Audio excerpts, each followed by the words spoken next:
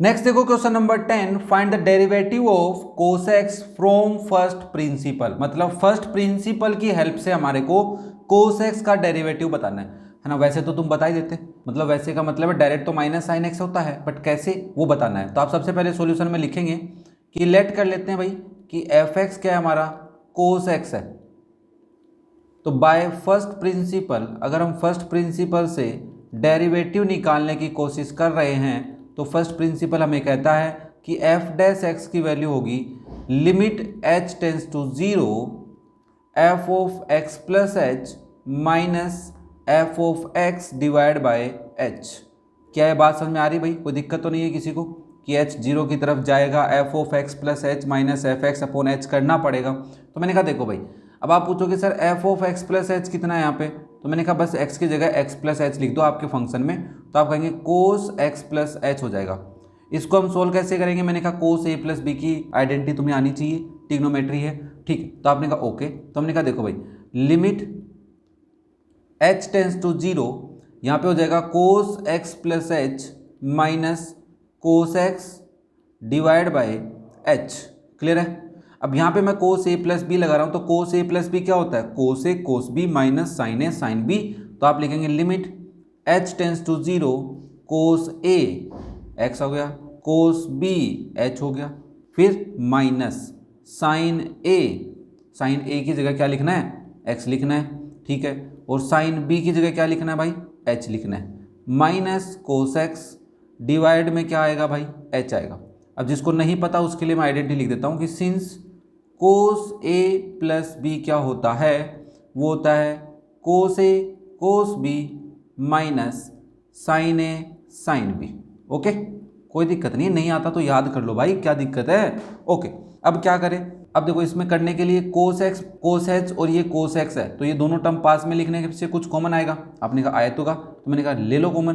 तो limit H tends to zero, अगर मैं ऐसा लिख दूँ कि कोस एक्स कोस एच एक जगह है, माइनस कोस एक्स को पहले लिख देता हूँ और minus sine x sine H को बाद में लिख देता हूँ।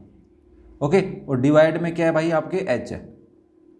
अब फर्स्ट टू टर्म में से मैं कोस एक्स कॉमन ले लेता हूँ, तो limit H tends to zero, अगर मैंने कोस एक्स कॉमन लिया तो मेरे पास बचा cos H minus one minus sine x sine h, और डिवाइड में आ जाएगा आपके पास एच। अब क्या करेंगे?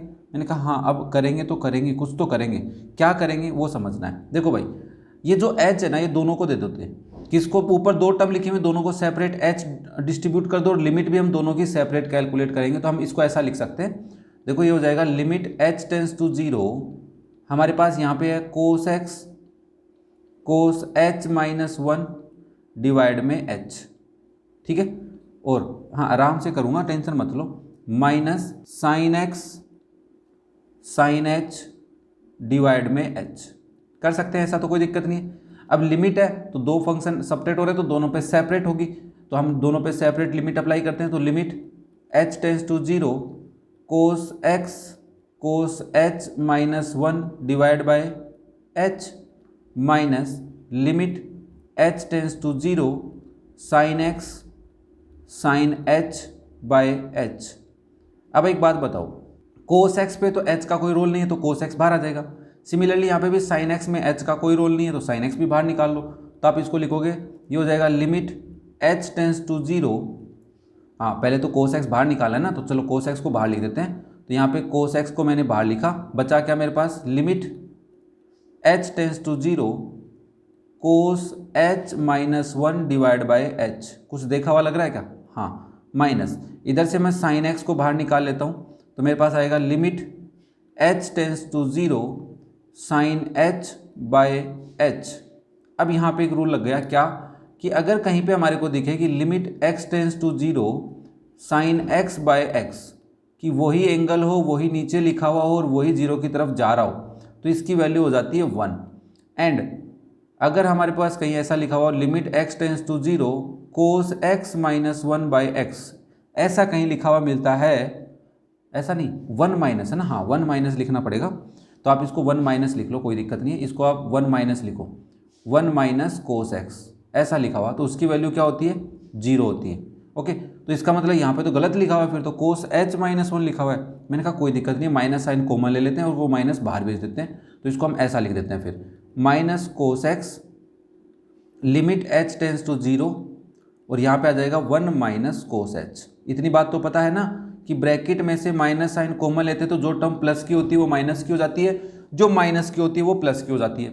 माइनस साइन एक्स इंटू 1, ये 1 क्यों आया, क्योंकि इस कंप्लीट की वैल्यू क्या है भाई 1 है, ठीक है, और इसकी वैल्यू 0 है, तो यहाँ पे लिखोगे माइनस का cos x into 0 minus sine x, तो ये तो 0 हो जाएगा पूरा, तो तुम्हारे पास सिर्फ बचेगा माइनस का साइन एक्स।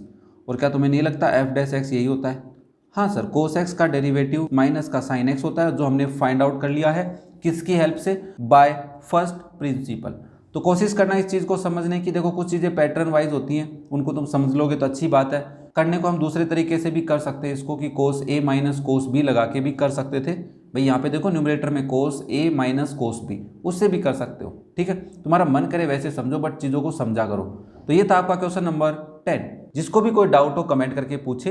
वीडियो पसंद आए तो लाइक करें, शेयर करें अपने दोस्तों के साथ, और चैनल को कर ले सब्सक्राइब, ताकि क्लास 11th एनसीईआरटी के किसी भी एक्सरसाइज के वीडियो का सॉल्यूशन आपसे मिस नहीं हो। और अगर आपको चेक करना है कि क्लास 11th एनसीईआरटी के किसी एक्सरसाइज के क्वेश्चन का सॉल्यूशन देखना है, तो डिस्क्रिप्शन में लिंक मिलेगा, आई बटन में भी लिंक मिल सकता है, जाके चेक करें। Thank you.